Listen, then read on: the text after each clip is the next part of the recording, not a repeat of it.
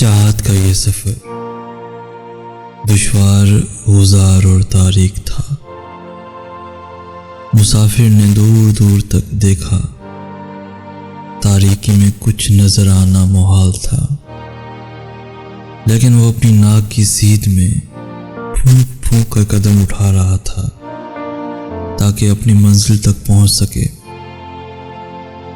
ایک رات سرے راہ وہ چند پل کے لیے ایک جھونپڑی کے پاس ٹھہرا۔ یہاں ایک نابینا شخص قیام پذیر تھا اور جس نے جھونپڑی کی منڈیر پر ایک دیا روشن کر رکھا تھا جس کی لو اندھیرے سے برسرے پیکر تھی۔ مسافر نے ہنستے ہوئے بوڑھے سے پوچھا تھا، بھلا اس دیے کی اس کمزور سی لو کا کیا فائدہ؟ جبکہ وہ نابینا تھا۔ بوڑھا اس کی بات پر مسکرایا اور کچھ دیر بعد بولا، میں نے بڑوں سے سیکھا کہ جسے زندگی میں جو شے چاہیے اسے وہی شے دوسرے انسانوں میں کثرت سے بانٹنی چاہیے۔ مجھے روشنی چاہیے، میں نے اپنے حصے کا دیا جلا کر منڈیر پر رکھ دیا۔ مسافر بوڑھے کے اندھے پن پر جی میں یہ سوچ کر مسکرایا کہ دیے کی یہ کمزور سی لو ایک اندھے کو روشنی کہاں سے فراہم کر سکتی تھی۔ لیکن جب وہ چلنے لگا تو بوڑھے نے جو کہا اس پر وہ چونک اٹھا تھا۔ دیے کی یہ کمزور سی لو ایک اندھے کو روشنی فراہم کرے یا نہ کرے، لیکن منزل ضرور فراہم کرتی ہے۔ محبت کے مارے اس مسافر کے لیے بھی نہیں ہے جو اندھیروں میں تو بھٹکتا ہے لیکن دیے کی لو کو حقیر جانتا ہے، حقیر جانتا ہے۔ تاریخ کی کتابوں میں ایک واقعہ درج ہے کہ ایک بدو کی دلہن کو جس گھوڑے پر بٹھا کر لوگ لائے تھے، دلہن کے گھوڑے سے اترتے ہی اس بدو نے اس گھوڑے کی تلوار سے گردن الگ کر دی۔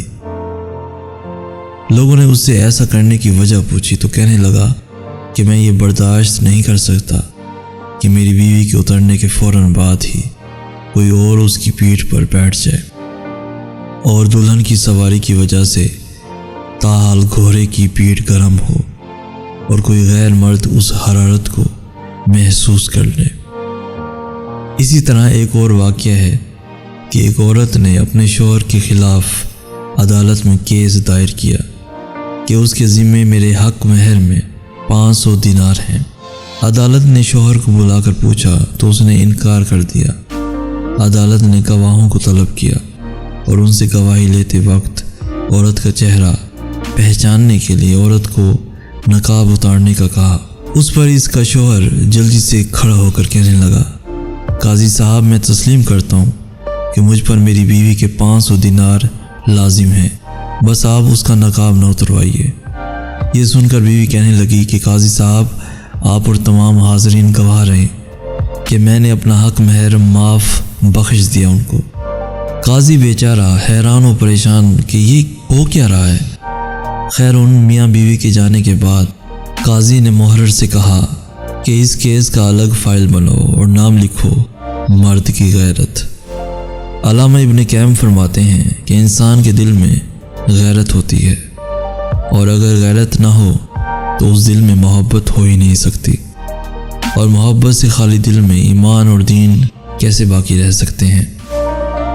المیہ ہے کہ آج کے ترقی یافتہ دور میں ہوا کی بیٹی اور عصمت مسلم کو بلا روک ٹوک نیم برہنہ کرنے پر امت فخر کر رہی ہے اور اسلام کا وقار چند ٹکوں کی بھینٹ چڑھ چکا ہے۔ سو محبت کیجیے لیکن حلال کیجیے، حلال کیجیے۔ منقول ہے کہ شہر بخارا میں ایک جیولر کی مشہور دکان تھی۔ اس کی بیوی خوبصورت اور نیک سیرت تھی۔ ایک سکا یعنی پانی لانے والا اس کے گھر 30 سال تک پانی لاتا رہا۔ بہت با اعتماد شخص تھا۔ ایک دن اسی سکا نے پانی ڈالنے کے بعد اس جیولر کی بیوی کا ہاتھ پکڑ کر شہوت سے دبایا اور چلا گیا۔ عورت بہت غمزدہ ہوئی کہ اتنی مدت کے اعتماد کو ٹھیس پہنچی۔ اس کی آنکھوں سے آنسو بہنے لگے۔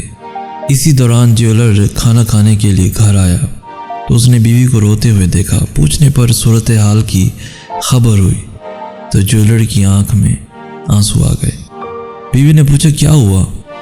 جیولر نے بتایا کہ آج ایک عورت زیور خریدنے آئی۔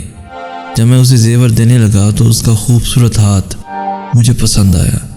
میں نے اس اجنبیہ کے ہاتھ کو شہوت کے ساتھ دبایا۔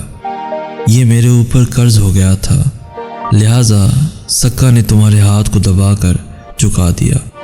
میں تمہارے سامنے سچی توبہ کرتا ہوں کہ آئندہ کبھی ایسا نہیں کروں گا۔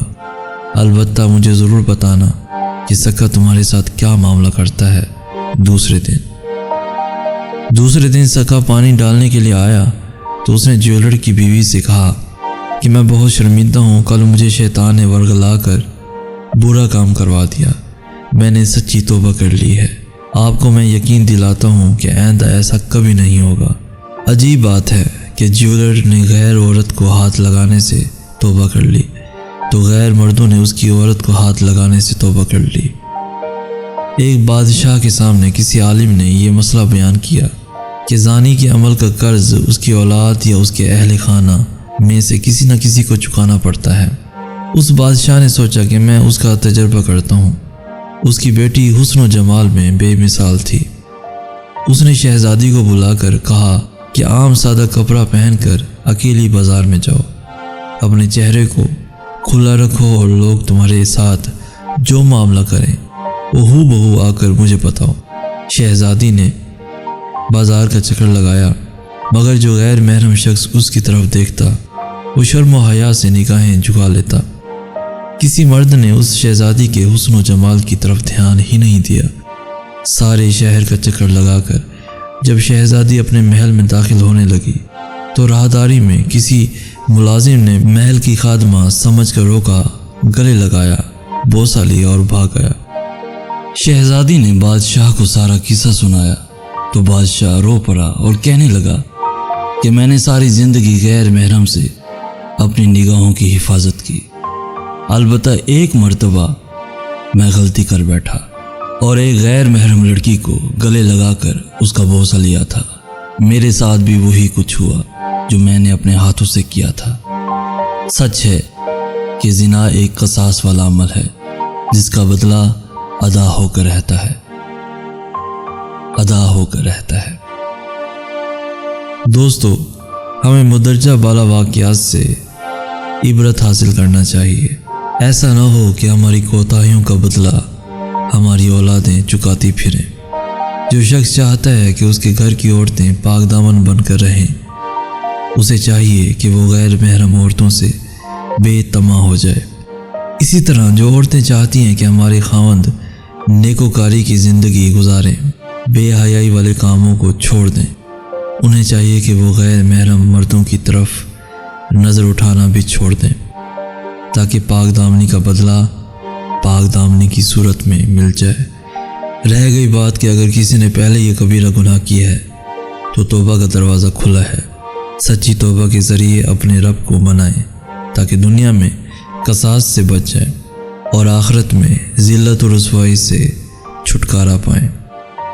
پیارے دوستو، آج کی اس خوبصورت اور سبق آموز ویڈیو کو اپنے تک محدود نہ رکھیں بلکہ اسے دوسروں تک پہنچائیں۔